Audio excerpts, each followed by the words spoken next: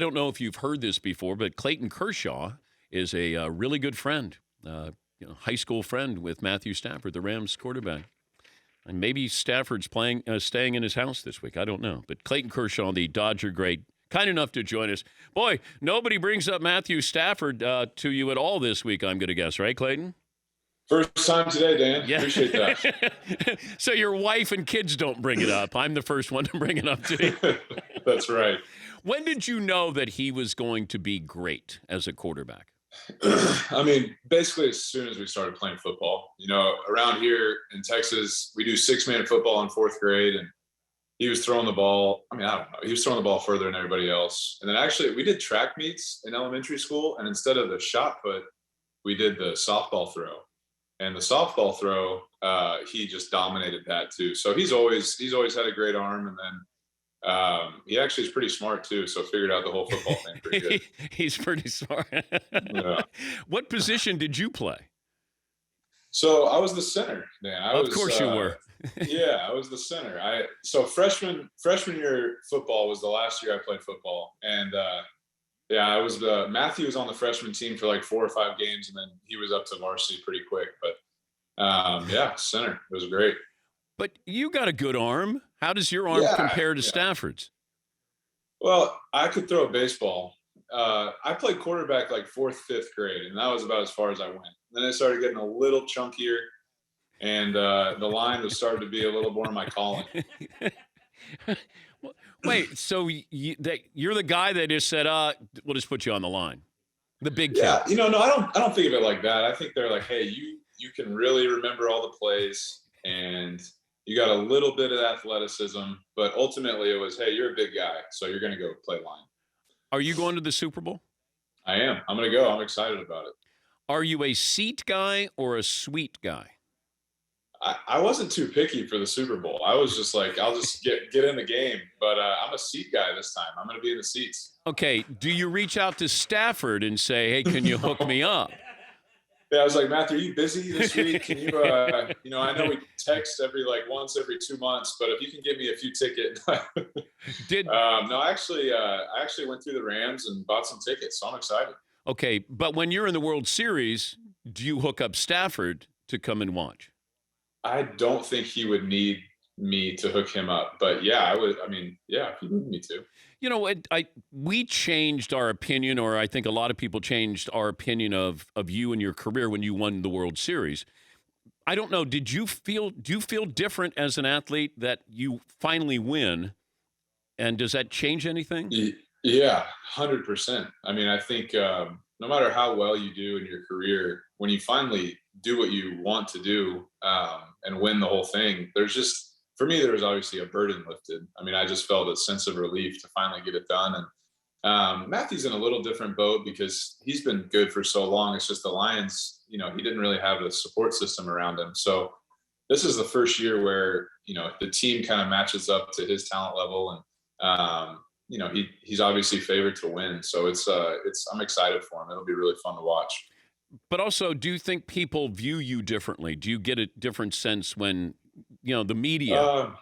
Yeah, I mean, it probably media wise, when it ultimately comes down to whether you won or you didn't, and how you succeeded in the postseason or you didn't. So, I mean, I think definitely winning helped that for me for sure. But would you rather be on the doorstep going to the playoffs, going to the World Series, even if you lost, whereas Matthew wasn't even getting into the playoffs for a chance to win a championship? Yeah, I'll say this 1,000 times. I'd much rather continue to have success and then fail over and over again, to continue to get there. Because that's what you play for. You want to be there. And failure's a part of athletics. It's a part of sports. And I think it's a great lesson. I learned a lot of things failing as many times as I did. So obviously I don't recommend it. I mean, if you can just win it, you should just win it. But when I finally did, it was pretty special. Yeah, but failing is a strong word. Yeah, I mean, at the end of the day, when you're on the Dodgers and you make the playoffs every year, the World Series is your expectation. And, I heard some guys talking about that with the Rams as well, as like this team was built not to make the playoffs. It was built to win the Super Bowl. And, the trades that they made and the first round picks that they gave up. And that's kind of the way we were too. Talking to Clayton Kershaw, the three-time Cy Young Award winner. Are you going to wear a Stafford jersey to the game? Thought about that. The baseball jersey is a lot more comfortable because of the buttons in the front. You can kind of wear it as a jacket almost. The football jerseys are a little tight fit. I might just go hoodie, but I haven't really made up my mind. That's a good question. You know what? Since you're probably not going to get in your uniform anytime soon, given what's going on in baseball, why don't you just wear your full uniform to the stadium? And nobody's going to think, Clayton, boy, that guy looks like Clayton Kershaw. They'd never think that you would wear your full uniform. That's a great point. think about it for sure. Have eye black on there. Speaking of the baseball situation, how are you updated on what is going on? Yeah, I just listened to Walker Bueller. Unfortunately, Walker is our player rep, so he's kind of in all the meetings and kind of doing the stuff. And I've kind of been that guy in the past. 2011, 2016, when they were going through the labor agreements, I was kind of the guy for the Dodgers, and I've kind of passed the baton. So now I'm pretty removed, honestly, from the situation and get updates. But as far as the day-to-day, I am not involved this time at all. But you don't know what the immediate future is. But how does this affect how you prepare for this upcoming season? Yeah, I mean, we have to continue to prepare like we're going to play, and at this point, I mean, it's February 9th. Like, there's no way we're going to be in spring training in a week. But I hope we're in spring training soon, so we get the season started on time, because ultimately that's the goal. So I'm continuing to prepare like we're going to start on time. But each day it just seems like we're getting further and further from that. What did you keep from winning the World Series? What did I keep? I think I kept my jersey. And then I don't know, your director is going to get mad at me, but I'm going to move my Zoom. So I have the World Series trophy right there. Ooh. Yeah. So got a Kobe Bryant. Wait, what else you got there? Be a tour guide here. You want to be a tour guide? Yeah. Okay. Yeah. Okay.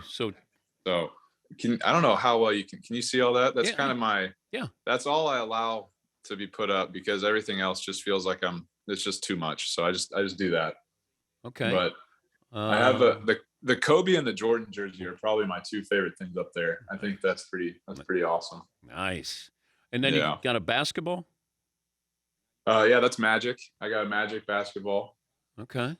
I got a John Wooden basketball over there in the top left. Oh, now we're showing off.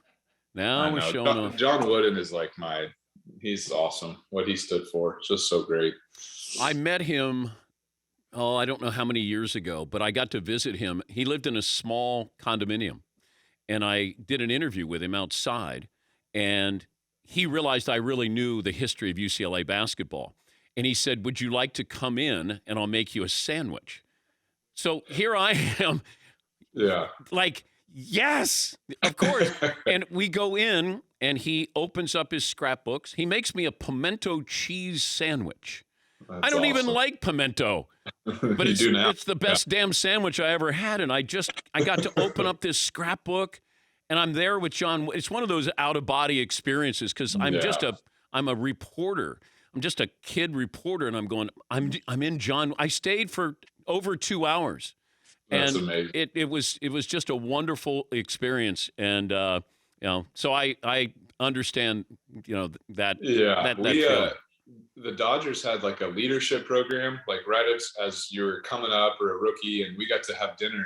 There was like 15 of us that got to have dinner with John Wooden one night too. And it was towards the end of his life, but he talked to us, took the time to like meet each one of us, and just such an amazing man. It was awesome. How well did you know Kobe? I didn't know him super well. I got to meet him twice, and kind of the same thing, just an admiration for his work ethic, honestly. I mean, I think that's what I admired most. And obviously like how much the competitive drive and the spirit, but being in LA, that's what you hear Kobe. And so I got to know him just through being out there, and man, special. What about Jordan? How'd you get the jersey? I don't even know how I got that, but I've never met Mike. I've never met Michael Jordan, but to me he's the best. So I never met him though. Wait, how do you get a Jordan jersey and you don't remember? You got to have a story with that. I Make know. one up. I mean, I didn't like chase him down in the parking lot. I don't know how I did it, but it was probably some type of silent auction, Oh, okay. charity event or something like that. Oh, you know what? Your house is quiet. Where are the kids? Yeah, not usually. No, no. We got two kids in school right now, and then one is playing upstairs, and then we got a 2-month-old, so we got 4 now. Oh man. no. Yeah, well, we're in it. Yeah, you caught me. I got 4. Good luck. That's awesome. Good luck. Awesome. Winning a World Series, the easy part, Clayton. I'm finding that out for sure. Thanks for joining us. Great to catch up with you, and hopefully we have baseball at some point this year and have fun on Sunday. All right. Thanks, Dan. Appreciate it. That's Clayton Kershaw, the 3-time Cy Young Award winner. That was fun. Yeah, Paul. It's kind of neat. We have Clayton Kershaw on the show at least once a year, at least probably a decade now. And it's interesting to see his career develop because he was like this early phenom when we had him on, and you talked about his curveball. And then he became kind of that postseason problems, and you talked about that. And then he gets a World Series, you talked about that. Now we're talking about kids and autographs. We've had him on his entire career. And we talk about his relationship with Matthew Stafford. But I love that when Fritzy goes, how about Clayton Kershaw? I said, yeah, hell yeah.